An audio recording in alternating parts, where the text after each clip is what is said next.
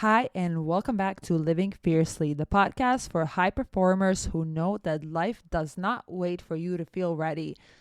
So, if you want to lead, grow, and stay powerful under pressure, good, because that's exactly what we are doing here.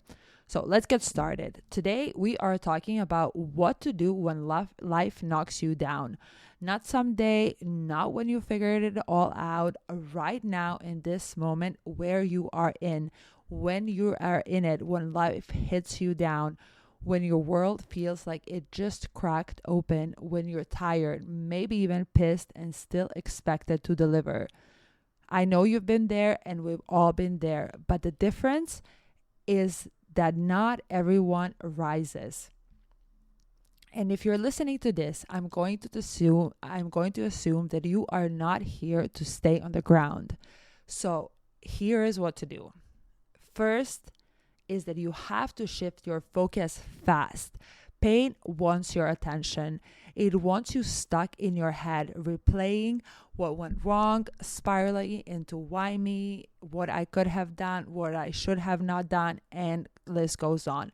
But power does not live there. Power lives in what you do now.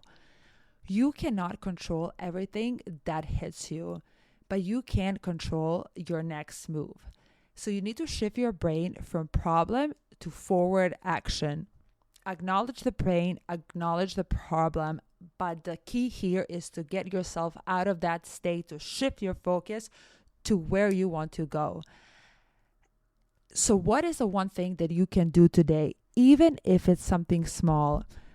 What will put you back in motion?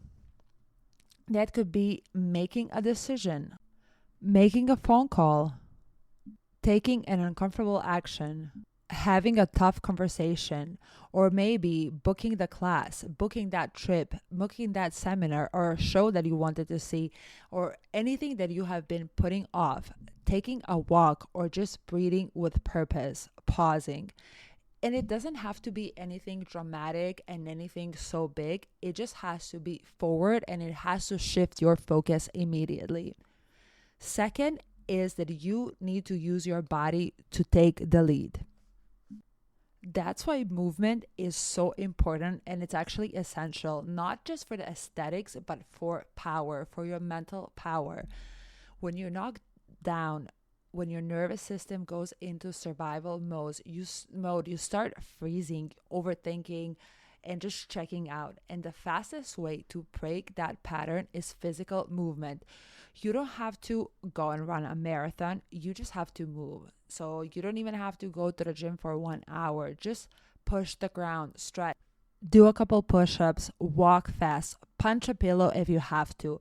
So motion overrides the noise in your head. It just sends new signal. It sends, I am done. And third step is you need to stop leaking energy where it's not respected.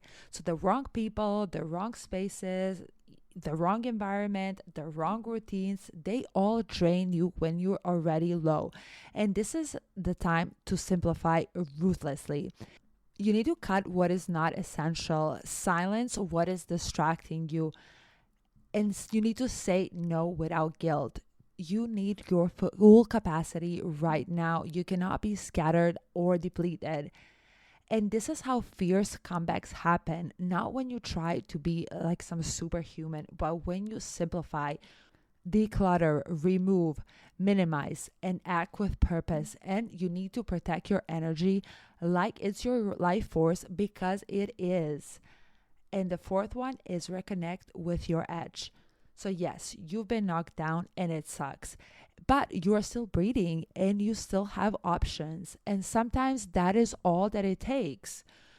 You don't need motivation. You need a decision. You need to decide that this moment is a pivot, not a defeat. Decide that this challenge is going to build you and not break you.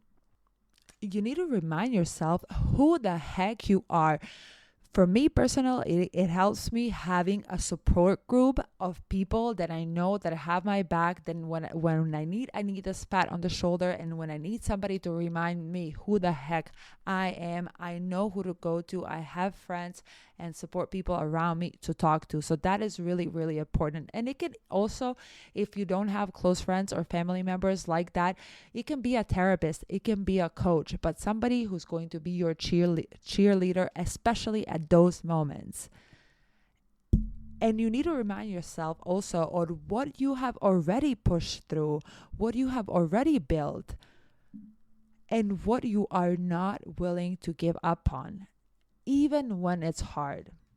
Because being fierce is not about pretending that things are easy and that you are not in pain and that you are not suffering.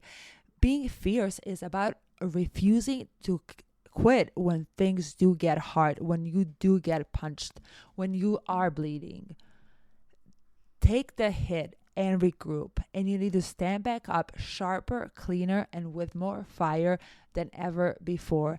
And you need to understand that this process is a normal process of life. No one goes through life without being punched down, pushed, cut, bleeding, suffering, sadness. It's normal part of life. But the only difference is, will you go through it, or will you stand on the ground? Will you get up, or will you stay down crying hopelessly? And that's how you rise, that's how you lead, and that's how fierce comebacks are made.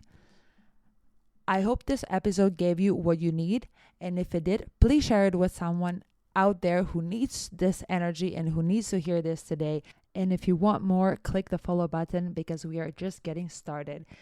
Because you're not here to live soft, you are here to live fiercely. So let's go.